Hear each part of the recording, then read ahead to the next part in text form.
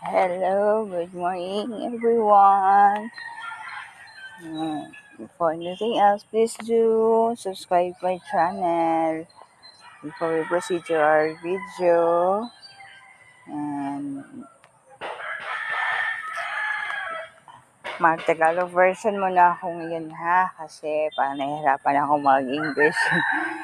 So, ito, naghahanda na po ako para magsaing.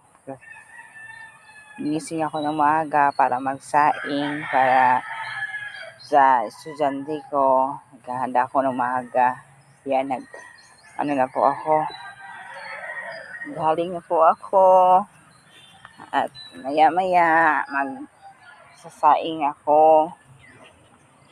At ito, bilang isang ina, ito palaging trabaho natin. Gumising ng maaga, magsaing para paggising ng estudyante natin ay may makakain na po sila. No, tapos habang nagsasaing ako, magtitimpla naman ako ng kape dyan. At kasi malamig ang panahon ngayon. Kasi umuulan kagabi. Yun. At pinaghandaan ko yan.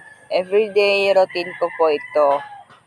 Pagkagising, yan talaga ang gawin natin bilang isang ina.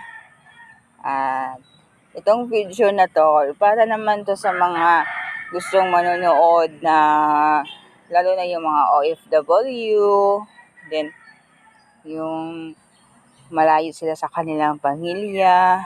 At huwag nyo na lang isipin yung